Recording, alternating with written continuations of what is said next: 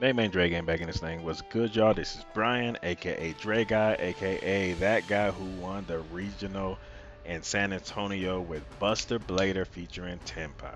And I do say Buster Blader featuring TENPAI. You heard that correctly. I managed to go undefeated en route of winning my first regional, and this is my fourth regional overall since retiring and coming back to the TCG since 2014. Um, and yeah, in about a year's time, fourth regional winner. Feels good, and it feels good to do it on my own terms with the deck that I came up with, original, and my twist and spice to the meta. Without further ado, let's get through the deck list. So of course you have to run two Buster Bladers. You can run OG Buster Blader or this one, it doesn't matter. But in short, you just need two just because you don't really want to see one in your hand, the only one, and I would rather see one either in the graveyard or in the main deck. So that's why the ratio is two. Standard three Chandras, three Pydras, two Fadras, and three Genrokus. The three Genrokus throw Tenpai players off because they swear up and down they see the one or two ratio. But no, that's not the truth. In short, the three Genroku helps this particular build because this particular build we're trying to get dragons in the graveyard ASAP. Genroku's the best monster to get a dragon in his graveyard himself and also replace himself to go full combo with Pydra. We run one of the Dragon Whelp Buster. Um, you really don't need to run this, but this was my contingency plan just in case shit pops off. I can normal summon this, search out my prolong and pass, and that's enough to buy me a turn slash win. The only hand trap outside of Imperm, but Imperm in this deck is used as an actual trap and not really for the hand trap purposes per se, was Droll. The reason why I chose Droll over Ash and Baylor and all of them because Droll was like high impact. Like basically, I'm trying to survive their turn so I can end it on my turn with the Tenpai cards. And I felt as though Droll really, put in a lot of work, a lot of real estate, and like preventing them from further extending. And that's the main point. Standard. Three Kaimans, one Sangan, three Droplets. The spice of the deck is three Trap Tracks and three Trap Tricks. They more or less do the same thing, which is search my deck for any normal trap that can be set, and I can activate it to turn is set.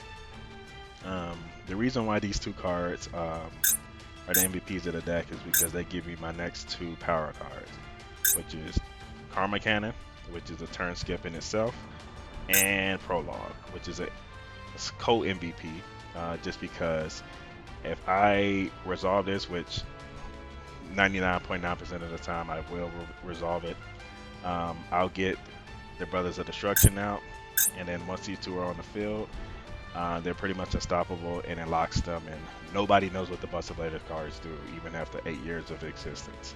But long story short, it says you can't play the game until you get them off the field. So that's more or less why this build works.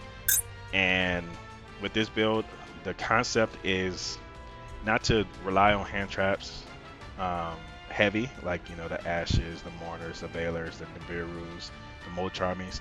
It's really to exhaust your opponent's resources because they're so afraid of the Tenpai package that they'll use their Ash on the field spell, they'll use their Imperm on the normal summon, they'll use Cosmic on the field spell, stuff like that. That once they exhaust all their resources, that's when my traps put in work and they win the game.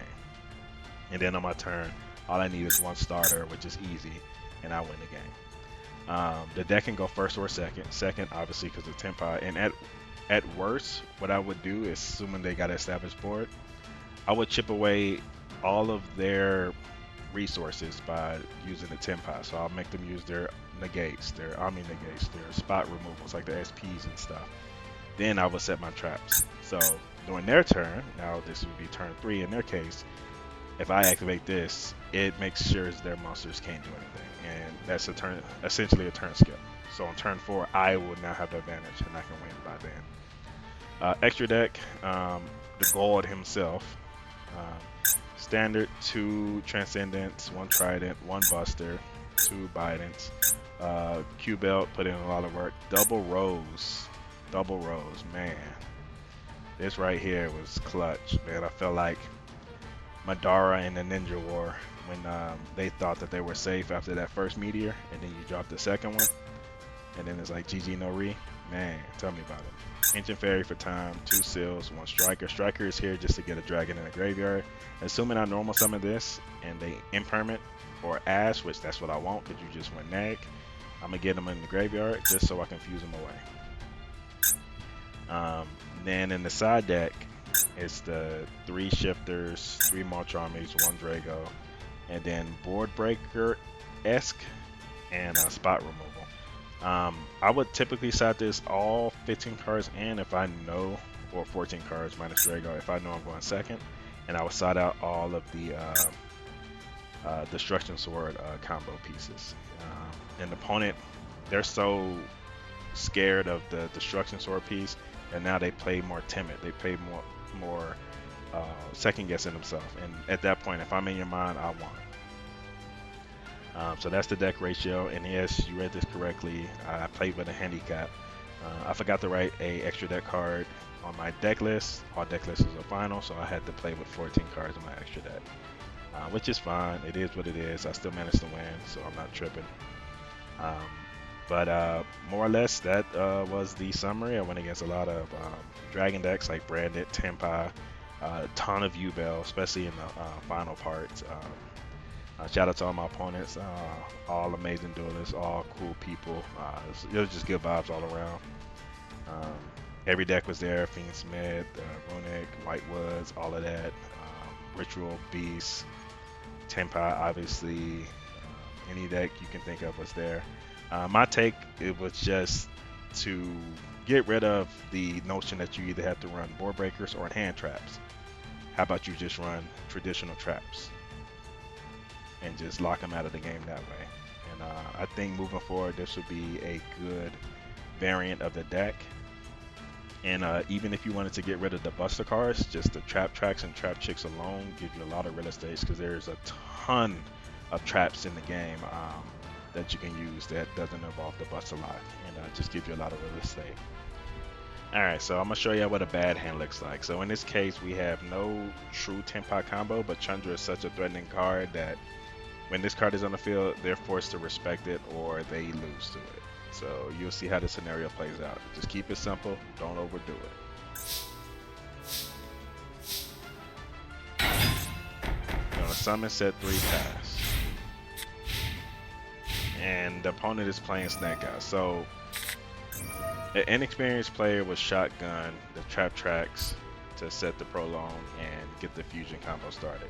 But we don't want to do that yet. One, we want to wait till they actually commit to a card that's going to stay on the board. Field Spell is one of the cards. This is just added blockage for Imperm, right? So now 1000% Imperm is not a threat. That's one of the cards that they would typically use to out the combo. So just wait patiently.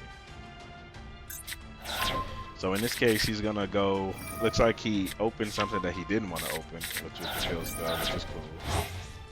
He's gonna try to shotgun the Fiendsmith package to force me to use my background. Because in this case, the opponent wouldn't know what I'm playing, right? So they're gonna try to force me to react early. They don't know if this is a hand trap, and they don't know if these are like triple imperms or cosmic or something like that. So in this case, normally they would go to Necro Whip, but he's gonna have to force me to do something like such as Imperm early, right? If I Imperm early, then he can go into Necro Whip. And I know that, so I don't want to waste my Imperm, because in that case, I might as well save it for the sequence, whatever, right? So instead, this is going to be the perfect time to use Trap Tracks. Because by using Trap Tracks, I pop the monster that they would pop, and I get ready for the prolong. And now they can't go into Necro Whip. So it's a win-win to me. And so when he added Ash, you could technically go full combo with the prolong, but I wanted to make sure he could miss Ash. I don't want to like prematurely do the combo, and then he keeps Ash in his hand, and like he has an imperm, and he's gonna set it, right? Something like that. Um, so it's all about timing. Like wait for them to commit just enough, because if he summons Ash, and 9 times out of 10 he's gonna search Poplar, and then Poplar gets summoned, it's gonna be useless. Boom. So right here, this is where I commit the combo. So remember, they can't Ash this or anything like that. The only thing that really stops this is two particular hand traps that nobody's using in the meta commonly. Ask and I'll probably tell you in the comments. I don't know yet. But it sends the two cards as cost. So in this case, we send Buster Blader and we send the Destruction Sword Memories. This is a cost. So this is how you can miss the perfect timing to summon both of them at the exact same time. You can use this trap in the graveyard because now it's in the graveyard, and it itself is banishing in itself to fuse with monsters in your graveyard to summon the fusion. So don't forget to do that. You have to do it. Chain link 1 or 2 in this case to use Prolong, and then you chain link 2 to use Destruction Sword.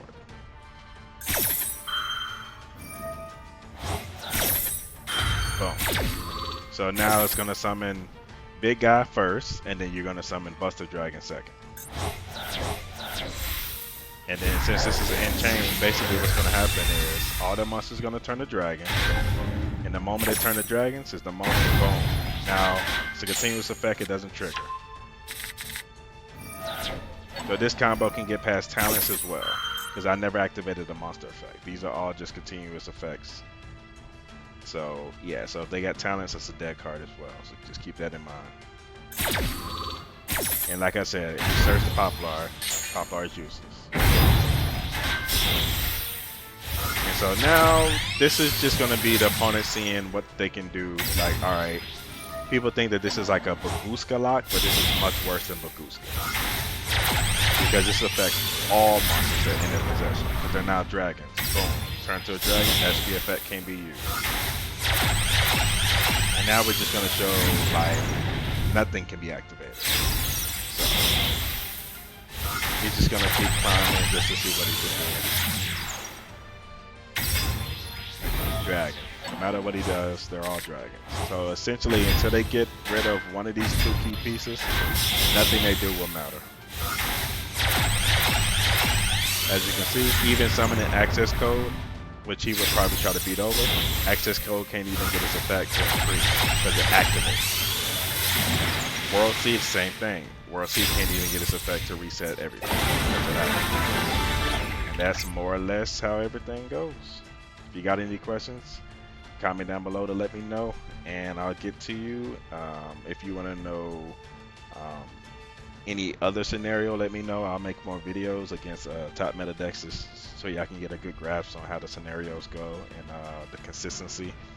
Keep in mind that this was a bad hand that I tested with. This was an awful hand with two cards that I never want to see, one TENPAI combo and an imperm basically, and this was enough to lock out the deck.